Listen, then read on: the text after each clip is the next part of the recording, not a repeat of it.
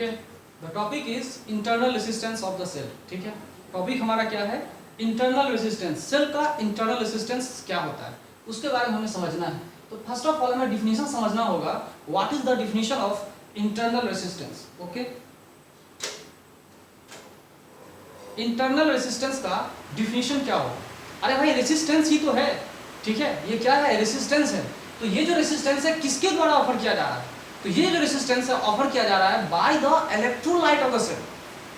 समझिएगा अच्छे से, ये जो रेसिस्टेंस ऑफर किया जा रहा है वो किसके द्वारा ऑफर किया जा रहा है? तो इलेक्ट्रोलाइट का जो रेसिस्टेंस होता है ना, जो इलेक्ट्रोलाइट लिक्विड फॉर्म में होती है, बहुत सारे एसिड्स रहते हैं बैटरी में, वो जितना रेसिस्टेंस ऑफर करता है, वो जितना अपोज करता है इलेक्ट्रिक करंट को अपने अंदर फ्लो करने में, उसी को हम क्या कहते हैं? Internal resistance of the cell कहते हैं। इसका डिफिनीशन आप समझिए क्या कहता है। Opposition offered by electrolyte, opposition offered by electrolyte to flow of electric current through it। कितना opposition ऑफर कर रहा है? इलेक्ट्रोलाइट जितना ऑफर कर रहा है रेसिस्टेंस, उतना इंटरनल रेसिस्टेंस उसका ज्यादा होगा। तो समझिए कि जितना रेसिस्टेंस ये इलेक्ट्रोलाइट ऑफर कर रहा है, इंटरनल रेसिस्टेंस उतना ही ज्यादा होगा, और जितना इंटरनल रेसिस्टेंस कम है उतना ही अपोजिशन क्या होगा? कम होता है। इस बात को आप लोग याद रखिएगा। तो ये किन किन चीजों के ऊपर डिपेंड करता है ये समझिएगा। इट डिपेंड्स ऑन, ठीक है, इट डिपेंड्स ऑन। पहला, मैंने बहुत सारे फैक्टर्स आपको लिखा रहे हैं, पहला, दूसरा, तीसरा, चौथा, बहुत सारे फैक्टर्स लिखा रखे हैं, लेकिन इस बात को आप लोग याद रखना होगा कि इंटरनल रेसिस्टेंस क्या होता है, एक्सटर्नल रेसिस्टेंस क्या होता है।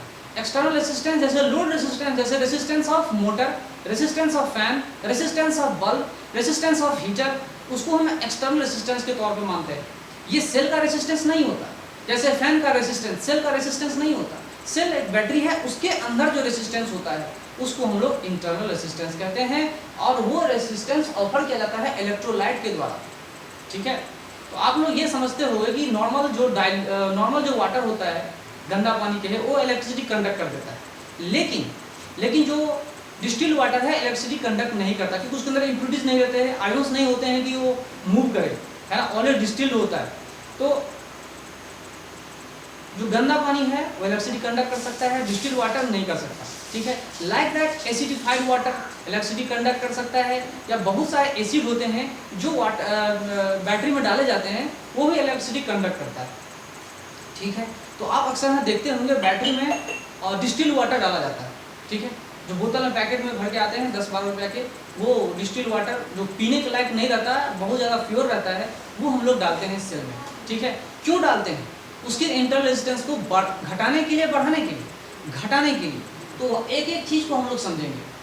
ठीक है, तो यहाँ पे देखिए, आपने ऑब्जर्व किया होगा, तो concentration, internal resistance is directly proportional to concentration. तो इंटरनल रेजिस्टेंस कब ज्यादा होगा? जब कंसंट्रेशन होगा ज्यादा, है ना। अगर डाइल्यूटेड नहीं है तो कंसंट्रेशन क्या होगा? ज्यादा होगा, और ज्यादा कंसंट्रेशन से रेजिस्टेंस, इंटरनल रेजिस्टेंस क्या होगा? ज्यादा होगा, और इंटरनल रेजिस्टेंस ज्यादा होने की वजह से इलेक्ट्रिक करंट उस इलेक्ट्रोलाइट में कम फ्लो करेगा। कम फ्लो करने की वजह से आप जानते ही क्या होता है। ठीक है, तो हमें एक एक फैक्टर को समझना है यहाँ पर। What are the factors on which internal resistance of a cell depends, है ना, किन किन फैक्टर्स के ऊपर डिपेंड करता है समझिए। तो फिर इट डिपेंड्स ऑन, ठीक है, पहला चीज distance between the electrodes. Internal resistance depends upon distance between the electrodes. जो इलेक्ट्रोड्स के बीच में सेपरेशन होता है, जो दो इलेक्ट्रोड हो, चाहे वो रॉड हो या प्लेट हो, उनके बीच जो डिस्टेंस होता है, जो डिस्टेंस है d, स्मॉल d हमने बताया है, दो इलेक्ट्रोड के बीच में जो डिस्टेंस है, तो दो इलेक्ट्रोड या तो रॉड भी हो सकता है, मेटेलिक रॉड भी हो सकते हैं, या मेटेलिक प्लेट भी हो सकते हैं। तो दो रॉड अगर हमने मान के चलते हैं कि एक रॉड ये, दूसरा दो रॉड हमने रखा है, देखो मैं बता रहा हूँ, दो रॉड, इनके बीच सेपरेशन अगर कम है, इनके बीच सेपरेशन अगर कम है तो इंटरनल रेजिस्टेंस क्या है? कम आ रहा है। और इनके बीच सेपरेशन अगर ज़्यादा कर दिया तो इंटरनल रेजिस्टेंस क्या हो रहा है? ज़्यादा हो रहा है। अब ऐसा समझो कि इन इतने सेपरेशन में क्या हो रहा है? लिक्विड कम ही डिस्टेंस में है, तो इलेक्ट्रिक करंट को फ्लो होने में ज़्यादा समय नहीं लगेगा। मतलब ज़्यादा लिक्विड नहीं, जितना ज़्यादा लिक्विड होगा ना, उतना ही ज़्यादा इलेक्ट्रिक करंट को फ्लो होने में दिक्कत आती है। ठीक है, और जितना थिकनेस कम रहेगा उतना इलेक्ट्रिक करंट पास हो जाएगा, क्योंकि वो मीडियम ही इलेक्ट्रिक करंट को अपोज करता है। कोई आयोन्स अगर एक जगह से दूसरी जगह मूव करते हैं तो उसमें बहुत सारे आयोन्स होते हैं जो उसको अपोज करता है। पॉजिटिव आयन को पॉजिटिव आयन रिपेल भी करेगा और निगेटिव आयन अट्रैक्ट भी करेगा, ठीक है। तो जिधर पॉजिटिव आयन जाना चाहेंगे उधर और भी ये पॉजिटिव आयन होगा तो इधर रिपेल करेगा और निगेटिव चार्ज क्या करेगा, अपने तरफ अट्रैक्ट भी करेगा, ठीक है। एग्जाम्पल के तौर पे आप ये देखो, डिस्टेंस बिटवीन इलेक्ट्रोड्स की हम बात कर रहे थे। यहाँ देखो एक पॉजिटिव चार्ज और यहाँ निगेटिव चार्ज। ये निगेटिव चार्ज क्या कर रहा है, इधर जाना चाह रहा है, पॉजिटिव चार्ज इधर जाना चाह रहा है, ये पॉजिटिव चार्ज भी इधर जाना चाह रहा है। तो इसके ऊपर क्या है, इसके ऊपर क्या है, बहुत सारा लिक्विड का मीडियम का डिस्टेंस अगर ज़्यादा हो रहा है, ये इसको क्या करेगा, इधर रिपेल करेगा और ये इसको अट्रैक्ट करके इधर धकेलेगा। मतलब ऑफर जितना ज़्यादा लिक्विड का डेप्थ, जो जितना ज़्यादा डेप्थ होगा ना, सॉरी डेप्थ नहीं, क्या बोल सकते हो, लंबाई, है ना। लंबाई जितनी होगी उतना ही इंटरनल रेजिस्टेंस क्या होगा, ज़्यादा होगा। इतना हमने लंबाई रखा है, इंटरनल रेजिस्टेंस ज़्यादा होगा, इतना कम कर दिया तो इंटरनल रेजिस्टेंस क्या होगा, उतना ही कम हो जाता है। इस बात को आप लोग समझिएगा, ठीक है। इतने कम दूरी में आयोन्स तेजी से मूव कर जाएंगे, लेकिन इतने दूरी में क्या होंगे, बहुत सारे आयोन से इनकाउंटर करने होंगे उनको, बहुत सारे आयोन से मिलने होगा, बहुत सारे आयोन्स को अपोज करेंगे, बहुत सारे अट्रैक्ट करेंगे, उनको दिक्कत आएगी पहुंचने में। इस बात को आप लोग समझिएगा। पहला चीज मैंने जो आपको बताया वो क्या था, internal resistance depends on distance between the electrodes, linear distance two electrodes, चाहे प्लेट वाला ही क्यों इलेक्ट्रोड क्यों नहीं हो, तो दो प्लेट के बीच में जो एरिया है, लिक्विड की जो क्वांटिटी है कम होगी तो क्या होगा, इंटरनल रेजिस्टेंस कम होगा, और ज़्यादा हुआ तो ज़्यादा होगा। तो ज़्यादा जो रहता है उसमें इंटरनल रेजिस्टेंस क्या होगा, ज़्यादा हो जाएगा। वही मेरे कहने का मतलब, यहाँ मैंने आपको अच्छे से एक्सप्लेन करके बताया।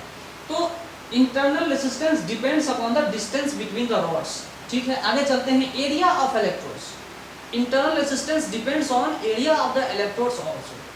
अगर एरिया इलेक्ट्रोड्स का एरिया अगर कम है तो इंटरनल रेजिस्टेंस ज़्यादा होगा। अगर आपने रॉड लिया है, अगर आपने रॉड लेकर रखे हुए हैं, है ना, अगर आपने रॉड रखा हुआ, इलेक्ट्रोड का रॉड रखा हुआ आपके पास में, तो इंटरनल रेजिस्टेंस क्या होगा, तब इंटरनल रेजिस्टेंस क्या होगा, एरिया तो उसका बहुत कम है, इंटरनल रेजिस्टेंस ज़्यादा होगा। अगर आपने प्लेट रखा है मतलब प्लेट का एरिया क्रॉस सेक्शन रॉड के हिसाब से ज़्यादा होगा, तो एरिया क्रॉस सेक्शन अगर ज़्यादा है तो इंटरनल रेजिस्टेंस ज़्यादा होगा। तो उस चीज़ को आप लोग समझिएगा। तो प्लेट का एरिया जितना ज़्यादा होगा इंटरनल रेजिस्टेंस उतना ही क्या होगा, कम होता जाएगा। प्लस नेचर के ऊपर ऑल्सो डिपेंड, नेचर के ऊपर भी डिपेंड करता है। ये जो आप देख रहे हो एरिया ऑफ इलेक्ट्रोड्स, ये नेचर के ऊपर भी डिपेंड करता है। कैसा नेचर आपने रखा है, मेटेलिक है, मेटेलिक में भी कौन सा है, कॉपर का है, सिल्वर का है, गोल्ड का है, आयरन का है, प्लैटिनम का है, कौन सा इलेक्ट्रोड आपने रखा है उसके ऊपर भी डिपेंड करता है। क्लियर कट इंडिकेशन आपके पास, ठीक है, क्लियर कट इंडिकेशन है। चलिए दूसरा फैक्टर मैंने आपके साथ डिस्कस कर लिया। तीसरा फैक्टर देखिए, internal resistance depends on the concentration of the electrolyte also. ये किसके कंसंट्रेशन, तो इलेक्ट्रोलाइट के कंसंट्रेशन के ऊपर में ही इंटरनल रेजिस्टेंस डिपेंड करता है। मतलब कितना डाइल्यूटेड है इलेक्ट्रोलाइट, कितना ज़्यादा डाइल्यूटेड है उतना ही ज़्यादा क्या होगा, इंटरनल रेजिस्टेंस कम होगा। कंसंट्रेशन कम, ज़्यादा डाइल्यूटेड, है ना, कंसंट्रेशन कम, इंटरनल रेजिस्टेंस कम, डाइल्यूटेड ज़्यादा, है ना।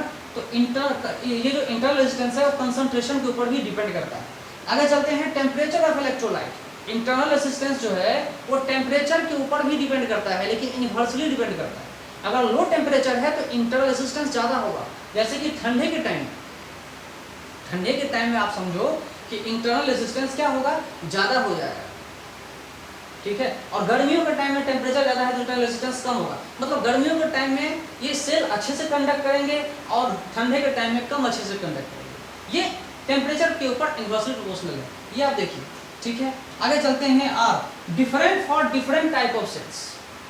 क्या है ये इंटरनल रेजिस्टेंस जो है वो किसके ऊपर डिपेंड कर रहा है, अलग अलग सेल्स, डिफरेंट टाइप के सेल अगर हैं, डिफरेंट टाइप के सेल हैं तो उसका भाई इंटरनल रेजिस्टेंस अलग अलग होंगे, डिफरेंट आएंगे, आ सकते हैं, है ना।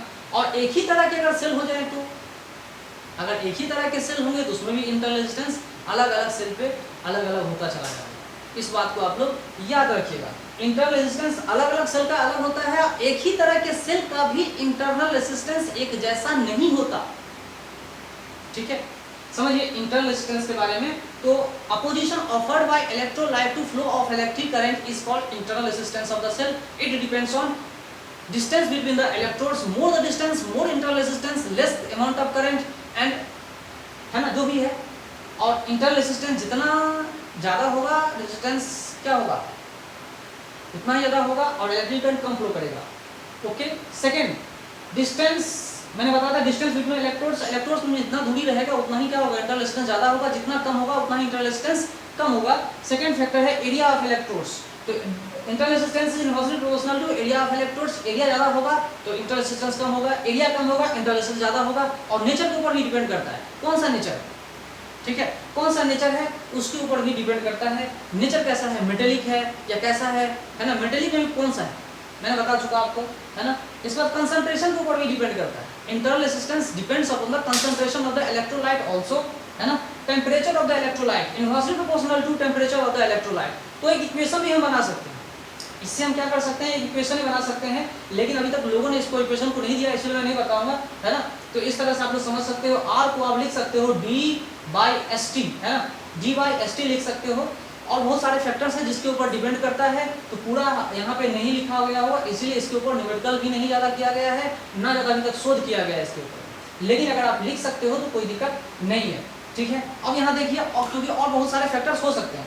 अब यहाँ देखिए, डिफरेंट इंटरनल रेजिस्टेंस जो होते हैं डिफरेंट टाइप ऑफ सेल्स के लिए डिफरेंट होते हैं, और एक ही तरह के सेल के लिए भी, एक ही तरह के सेल में भी ये इंटरनल रेजिस्टेंस वेरी करते रहते हैं, एक दूसरे से काफ़ी डिफरेंट रहता है, चेंज करते रहते हैं, ठीक है।